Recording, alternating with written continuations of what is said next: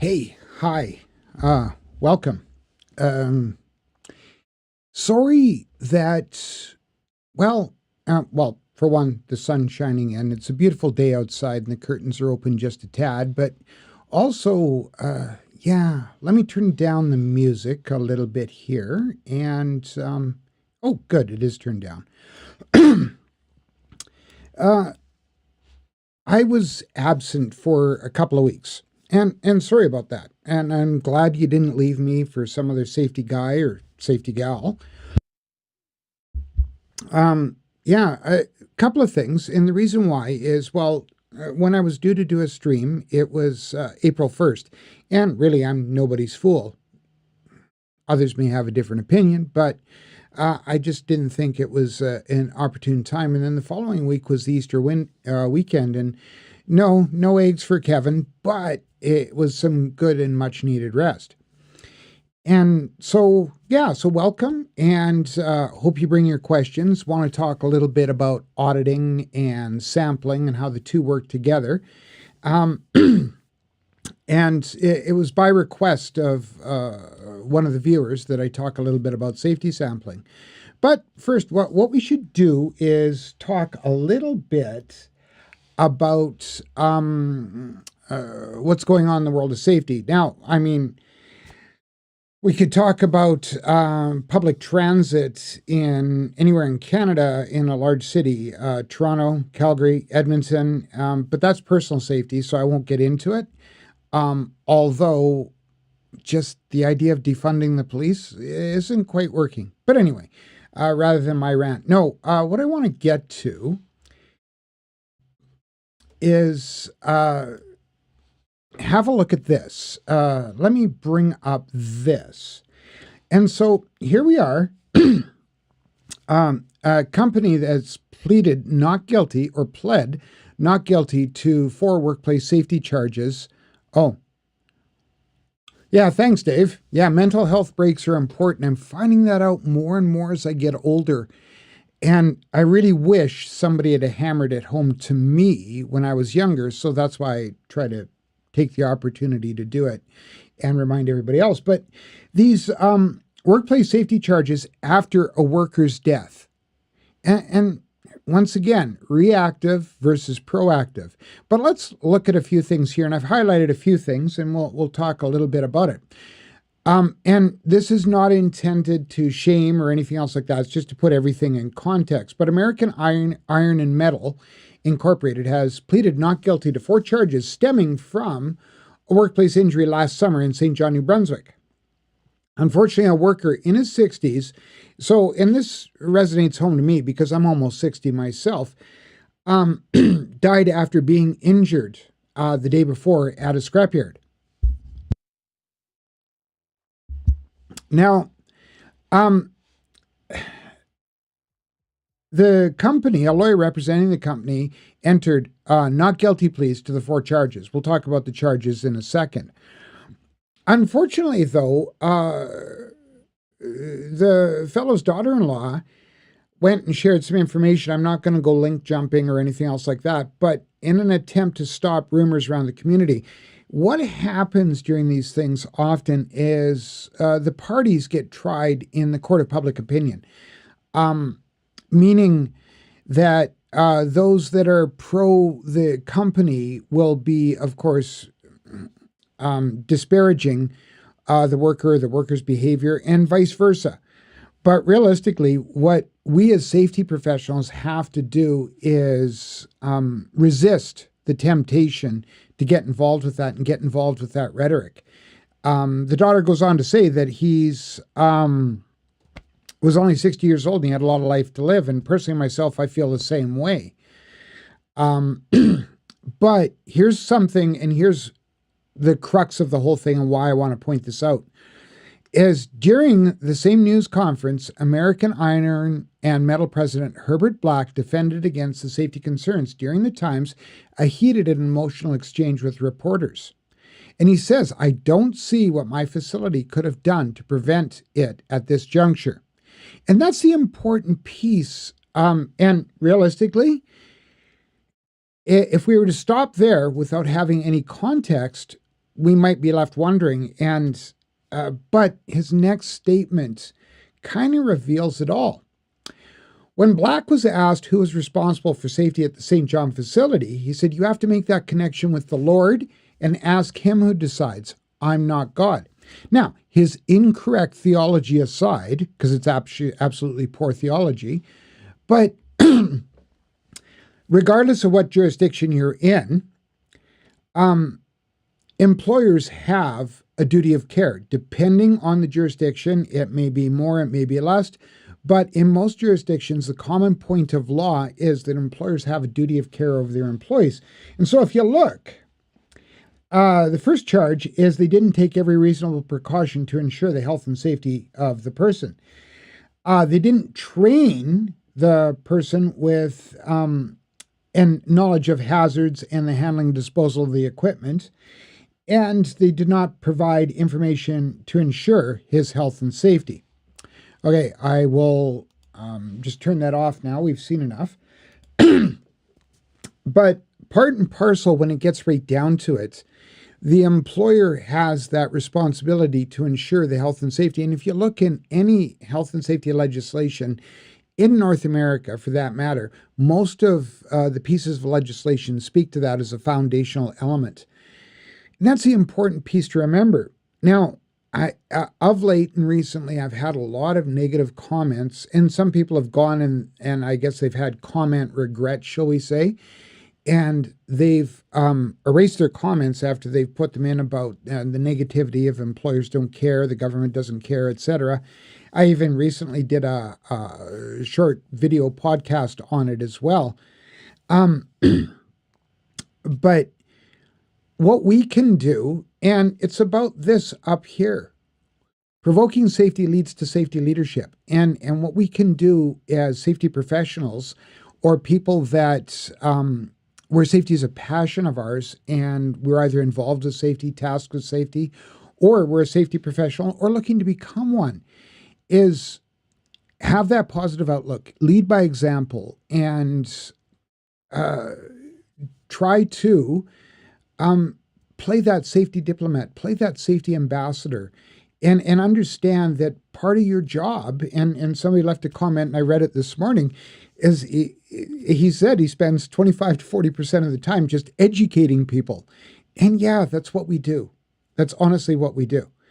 In a lot of my role right now, I'm a professional safety educator.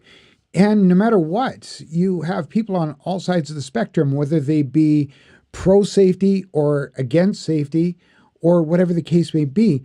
But you have to try and educate them in being neutral with their attitudes, but always positive regarding safety. So enough of my rant on that for the moment, but I just thought I would touch on that and lead into it. Before we get going, let's just quickly cover the chat rules, okay? And I am sorry if there's mic thumping and everything going around or desk thumping. I am going to look at rectifying that as I go along, but right now, please put up with it.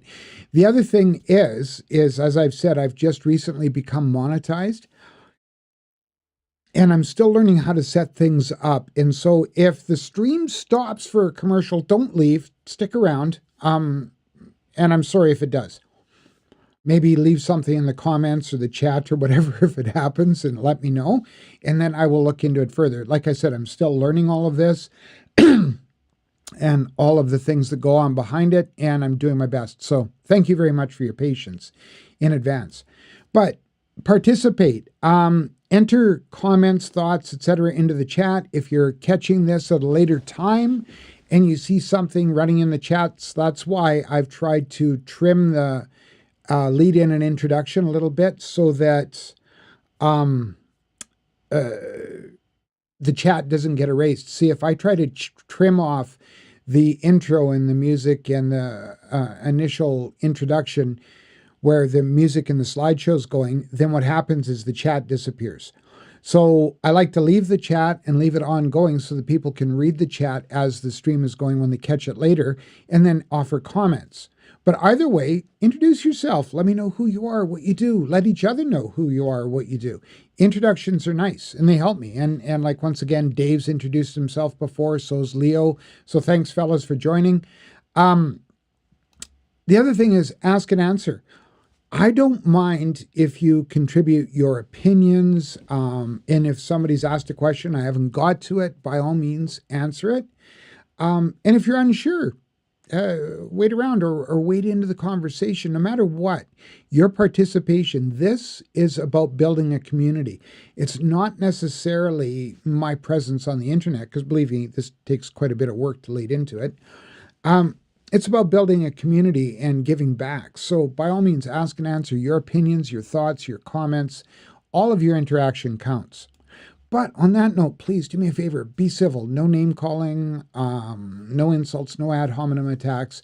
Remember, and I've said this many times, we didn't all pop out of the womb knowing health and safety.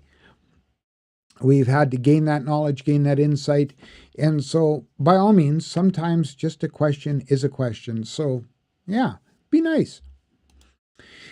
The other thing, this is not professional advice. This is a bunch of like-minded individuals gathering about and having some discussion, some collaboration, and just community. So this is not professional advice. There's no contracts being signed. There's no money changing hands, nothing like that. So by all means, please don't take it as such. And anyway, there's that. Now, a few weeks ago, maybe even a month or two ago, I'm sorry, I can't remember, but one of the participants on this channel, or Alan's side, asked me if I'd talk about safety sampling. Now, it gets pretty tough without context. We need to understand that there's a lot of different safety activities. And whether you're doing an investigation, mining for information. Oh, hi, Kelly. Leon Burgers, a canine breed I specialize in and breed. These videos are so much to me, and I'm oh, well, congratulations, and I apologize, Kelly. And cool that you raise dogs. That's awesome. And cool that you want to be a safety officer. Awesome. Great. Yeah, so welcome and thank you. Anyway, where was I? Oh, so sampling it's a broad subject. It really, really is. Whether you're doing some sort of investigation, mining for data, sampling is necessary. It's a big part of what we do. However, and it's a big however, I'm not going to touch on the sampling for industrial hygiene because it gets really complicated. Whether you're doing, and hopefully I didn't lose a bunch of folks, but whether you're doing some kind of hazardous material sampling, bulk sampling, it's going to be a strategy behind what you're going to do and how you're going to gather it. And so that's one type of sampling, but you may be doing indoor air quality sampling, and you might be doing personal dosimetry and environment dosimetry for noise sampling.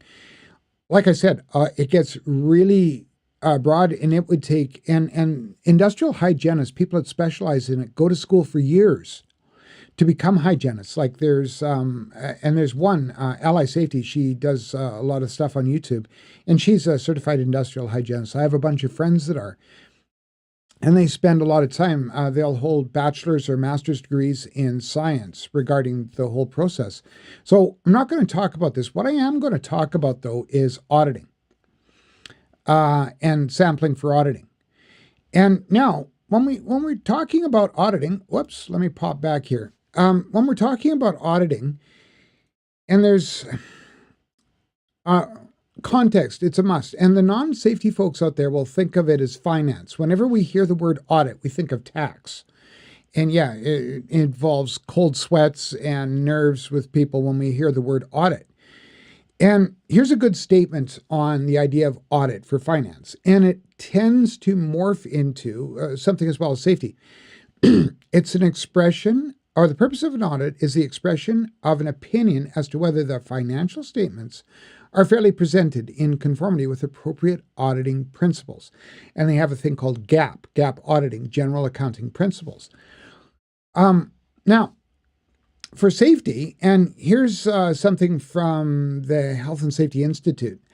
And safety audits are intended to assure the effective program elements are in place for identifying, eliminating, and controlling hazards that could adversely impact the company's physical and human assets. Now, to put it in plainly, you're likely doing a compliance audit in that case, and we'll talk more about that in a bit. You also have basically a best practices audit. And here in Canada, we call it a core audit, and it happens in a lot of different provinces. Certificate of Recognition is what core stands for, COR. And it's not really compliance per se. It's more of is the organization using best practices in health and safety? And once again, if you're interested in those, the link for the Health and Safety Institute, let me know and I'll leave it. But you can Google it too. Anytime anybody wants assurance of what I've done, I can post the links in the description afterwards. But as far as auditing goes, we always have to ask ourselves when we're going to get into it, what's the purpose? Because realistically, why are we auditing? It's honestly, and let me know in the chat if any of you have been involved in any kind of audit or done any auditing, because really and truthfully, I find it's a grueling process. A lot of the workers in the organization look at it as an inconvenience. And in fact, some of them get really overwrought with fear and nerves because they feel that during the interview process, or if they're asked to demonstrate something, they're going to tank the company. They almost feel like it's a final exam or something to that effect. But if there's a valid process, it's often worth it. For instance, and we often get asked this question from the C-suite folks, the executive, the senior leadership bunch, are we in compliance? And once again, it's a loaded question. It's full of a lot of variables. Compliance with what? Because depending on your safety, what you do and what your role is, you may be doing more than just being involved with the safety legislation. So it becomes quite a bit. Just hang on here. I'm going to grab a drink.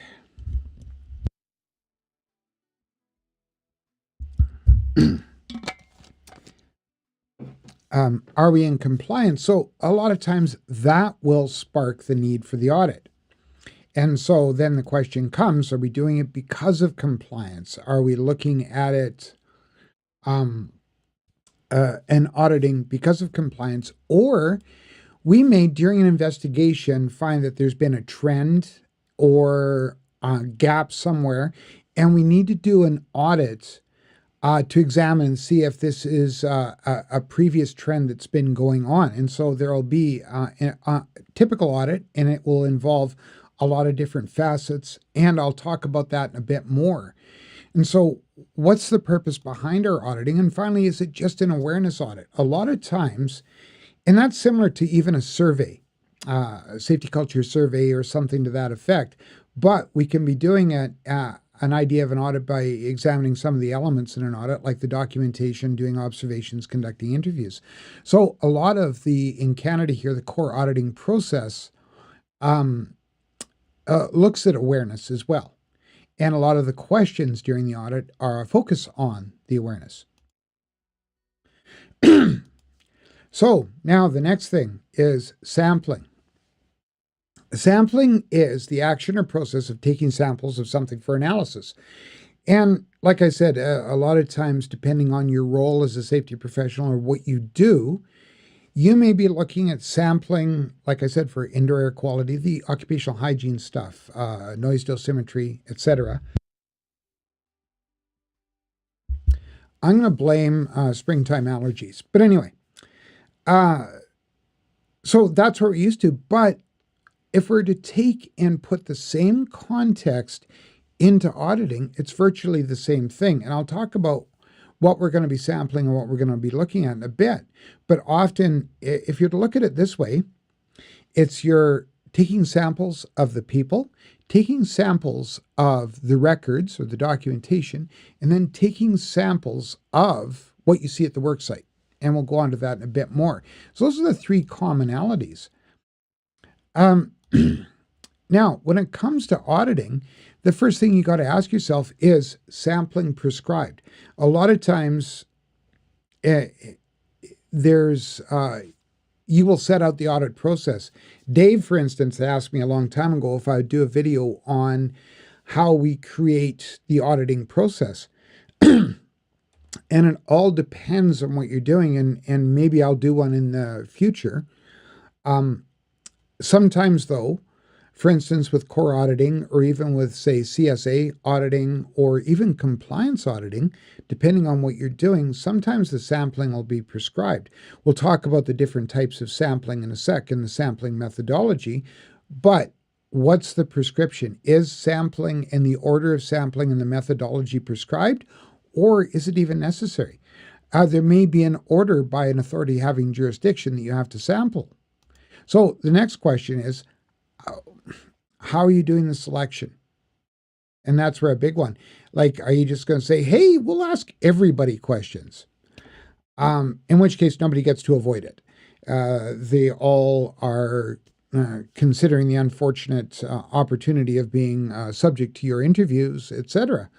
But there's different methods of selecting, and I'm going to talk about that in a sec. But what are you sampling for? What are you sampling for? Are you, once again, is sampling for compliance, awareness, to examine and look at a trend?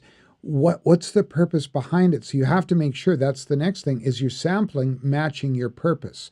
And that's where a lot of times auditors will get misled, or during the QA process for an audit, auditors will likely find that they've been erroneous. And that's why a lot of times there will be, say, for instance, especially with the core auditing process, it's prescribed and laid out step by step what you're doing, because it's so easy to disappear down the rabbit hole. Whether it be some of the interview questions or what you're sampling for. So when we're sampling, we're looking at a few things as far as auditing goes. Or when we're auditing, we're looking at a few things. Number one, we're interviewing personnel. And that it usually happens, it's a base, and you want to start off with that. The reason being is because no matter what, internally, the audit should verify its own processes. There should always be this ongoing continuous verification that's going on. Because after you've audited the personnel or interviewed the personnel, or depending on what you're doing, a lot of times, core auditing, for instance, you're going to examine documentation first, then you're going to conduct interviews, because the interviews will verify the documentation. Or depending on an investigation and an investigative audit, you are going to interview people first and then look at the documentation, because either way, depending on the order, they're going to verify each other. And so, for instance, let's say that we were having a trend where people were constantly ending up with foreign bodies in the eye, ending up with small thermal burns from cast-off sparks, etc. So we're going to interview the personnel to find out what's going on, what they do, how do they do it, what's their work process, etc. Then we're going to review the documentation and look at the safe work practice and see how it works. Does it match what they were talking about? Then what we're going to do is make on-site observations. And we're going to look at what they were doing.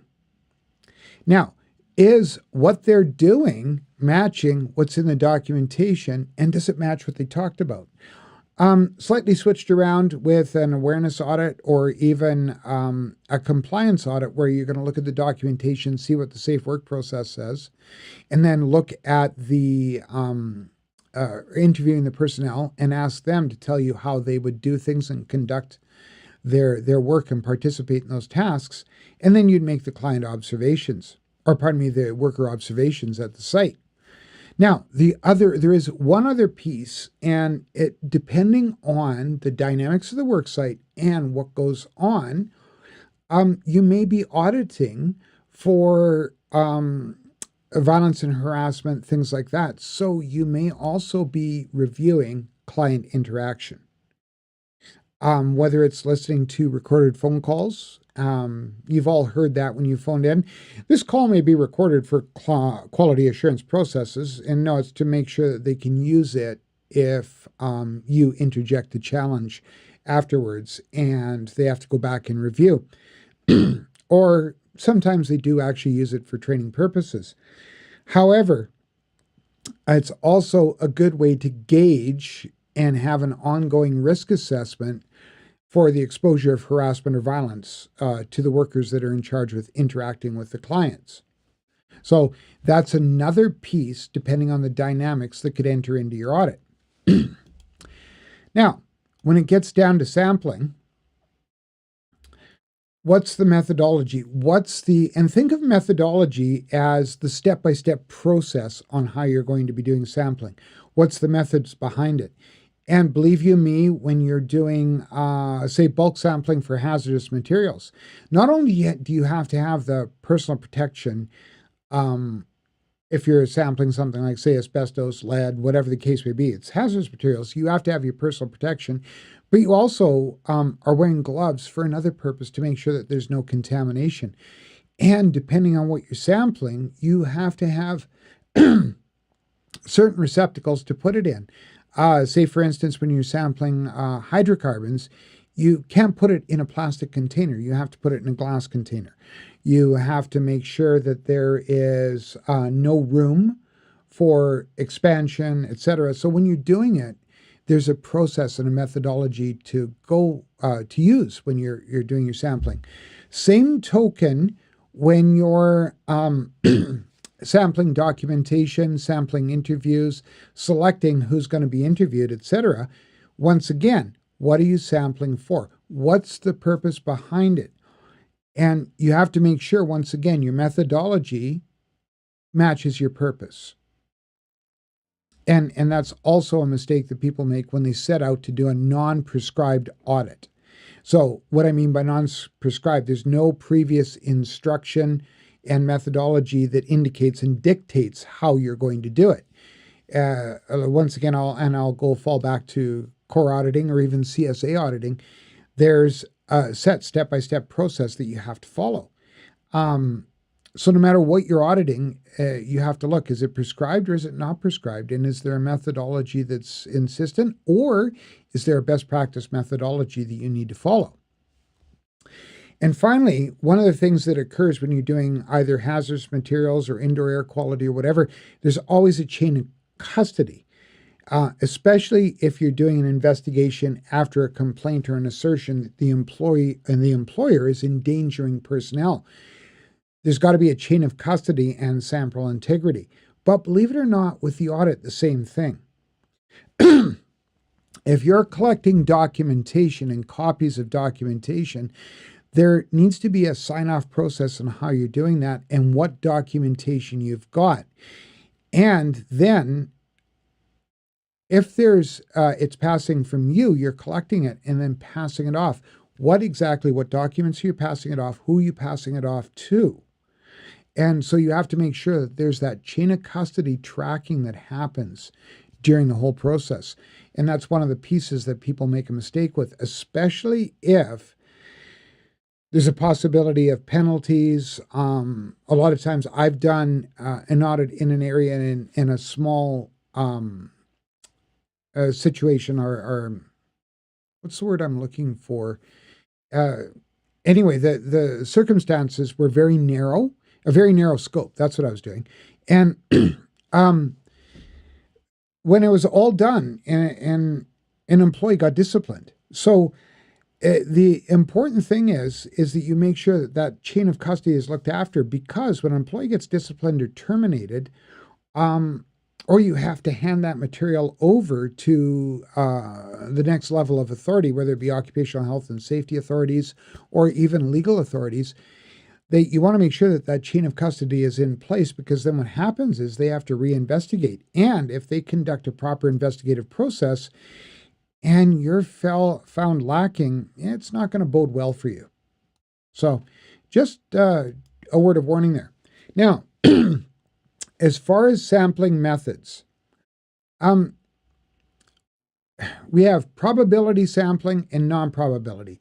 Probability involves random selection, which allows you to make strong statistical inferences about or deductions on the whole organization.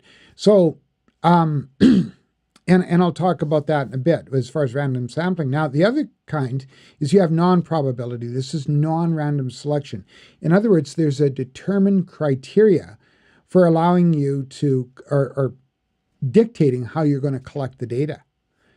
And so first one, and we'll talk about, is the simple random sampling. And that's where you'll go within an organization and you will do things like I've seen where employee numbers will, like the employee number, like my number is 1, 2, 3, 4, 5, 6, etc.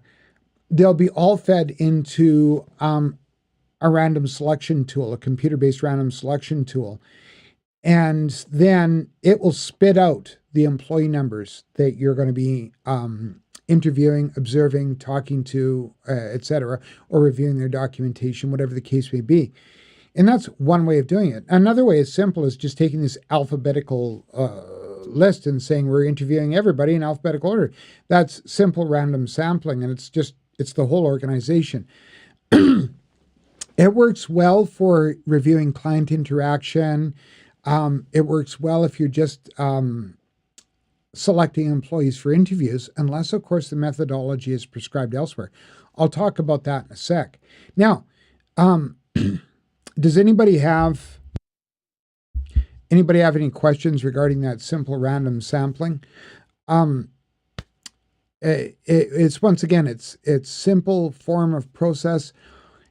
To get a little bit more advanced, you can have a systematic sampling. It's simple, similar to the simple random sampling, and it's usually slightly easier. And one of the ways that you do it, and one of the ways that I like to do it, because then it becomes absolutely, there's no possibility of favoritism, is you take an alphabetical list, and then you take every second or third person. Now, they're still randomly selected, but instead of feeding them into a computerized generator, which some people will argue can be hacked, and simple ones can be, the individuals are chosen at regular intervals, like I said, going down and picking every second or third employee or every fourth from an alphabetical list. Now, there's some order to it, but it is predictable, but it's systematic, and nobody can accuse you because you can always say, here's my methodology, and I'll talk about what you need to do in your final report in a bit. But here's my methodology, and this is what I did. I'm sorry if your name was Alan Aardvark and you got picked first. I'm sorry. Or your name was Biddy Boop and you got picked second, or whatever the case may be. And you really don't have to apologize for it. It's just the way the process was. And a lot of times, if you've been a consultant and you're going to put in an RFP, when I put out a request for proposals to consultants, etc., I always wanted to see, when I ask for a request for proposal, I want to see, or when I put out one and the proposals come back, I want to see the methodology that the people are going to use to conduct this audit and conduct the process, unless, of course, it's otherwise previously prescribed. And so it gives you that opportunity to prepare the workers or that section or department or whatever. David, Kevin, can we discuss at some time how health and safety between a contractee and a contractor works? Well, tell me, folks, Kelly, David, these that are on there, and if anybody wants to leave a comment later, by all means, do you think it would be a good subject for a live stream or just a video? Let me know in the comments of the chat. Now, the next piece that we got to talk about is quota sampling. And this is often part of, like, say, a core audit. And now, a quota sampling, it's non-random selection to a certain extent. What it is there's a predetermined number from units within your organization. And say, for instance, in the certificate of recognition audits, we will You have to discuss with senior executive or C-suite, and you have to interview so many from that group, depending on the size of the organization. It might be just one. You have to interview so many senior managers. You have to interview so many managers, supervisors, and workers. Depending on the size of the organization, that's a quota. You have a quota to meet. Or you're wanting to do an awareness audit, and you submit your proposal to the organization, and you say that you will interview, or the purpose behind it, you want to interview one manager from each department and 5 workers, or whatever the case may be. So that's a quota sampling, and it provides you that opportunity to narrow things down. Now, depending on what you're doing, either or, Kelly, count me in. Okay, well, let me work on that, and then what I'll do is I'll post it in the community tab of the channel and let you know my intentions. Give me a little bit of time to think about it. Anyway, back to the quota sampling. It provides you a good basis, and it treats all departments equally. Because what happens is, a lot of times, certain areas will say, hey, how come you picked on, and let's say a large fabrication area, how come you picked on all the welders, but nobody from warehousing, or whatever? It enables you to treat everybody equally, and enables you to get a good cross spectrum of the organization. Once again, depending on what you're doing, like say, for instance, certificate of recognition, there's not only the requirement for the hierarchical, but also the cross-section of departments as well. So it gets very granular in what it's looking at, and it's a good process. Now, the last one is random bulk sampling. Random bulk sampling. Kevin's got to fix his slides better. I apologize. Let me just move over just a little bit. There we go. Now, random bulk sampling is, and a lot of times what you'll do is when you're going to look at documentation, if you're given all of it in hard copies, you'll reach in, grab a bunch of files, and that's what you do. Now, the other thing that's good with random bulk sampling, and none of us want to see an organization that we're consulting for tank, or an organization that we're actually internally representing tank. So what it enables you to do is say, oh, look at this. I've grabbed 5 files on Health and Safety Committee minutes, and I found that the minutes are really terribly done. So you know what I'm going to do? I'll grab the whole year. I'll grab all 12 months. And then you find 7 out of them are really good. So what it does is it enables you to give a positive light and give a better idea. Now, if you've already said, I'm going to random sample, and I'm going to pick out of 6 months of a year of data, well, then it doesn't enable you to go beyond that if you've predetermined your methodology.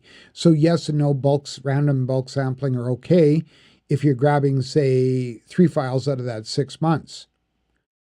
And they all show good, well, it gives you a good positive influence, but you may need to grab all 6 months.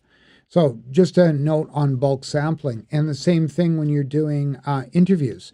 You could say, hey, and it's used often if you're going to interview a whole entire department looking at trends. You'll interview everybody.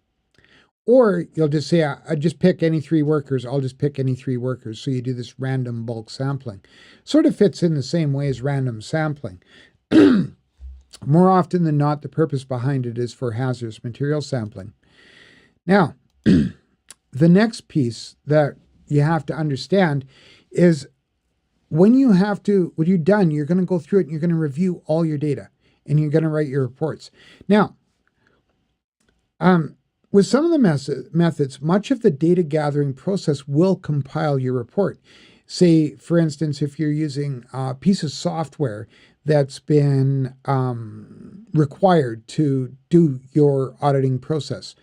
And there's some out there. There's AuditSoft and some of the other things like eCompliance or in Intellex will have an auditing piece off of them. Others won't. They will just provide you a report of all of the data. But either way, it will either help you compile the report, or more often than not, though, when you're working through the audit, there should be an ongoing process of checking and rechecking your data for the continuity. You don't want to get to the end and then find out, oh, my numbers didn't all transfer through my spreadsheet, or how come these files didn't show up? So you should, as a part of discipline, be checking always back and forth and making sure that your final result aligns with the data you collected, or vice versa, the data you're collecting is going to lead to your final result. How do you deal with, oh, Lord, Kelly, that's, yeah, wow. I'll talk about that in just a sec. I'll just finish this process and then I think Q&A is next, so I'll head to that and I'll answer that question. That's a very good question. But bottom line is, be continuously checking, especially if you're doing it as a consultant, because for your errors, you don't get to invoice. Okay. So you only get to invoice through the employer's errors and that extra time that you've spent. And that's provided your contract stipulates that. So be wise in your contracting. So be checking when you're doing something, because your errors you don't get to invoice for. And if you're making errors when you're the employee, not a contractor or consultant, then it's not going to bode well for you. You want to be able to do the job well, and it helps to instill confidence. Bottom line, and this helps to answer some of Kelly's question, and I'll go in more in a sec. No matter what, an audit will only reveal the information recorded. And if it's only focused on a single source, then you're not going to have reliable information. So you always have to remember your audit has to be multi-sourced. You have to touch on as many points as possible to have good continuity and integrity of your audit. And that's why, like say here in Alberta, when we do the core audits, we have certifying partners, and I actually work for a certifying partner. So when one of the auditors, whether they be an external or internal auditor, whether they're doing an internal maintenance audit or an external certifying audit, the audit comes in for quality assurance check, and it's checked over before it goes to the Ministry of Labor to be okayed. And so a lot of times they go through and they will check it and they will find errors with the audit.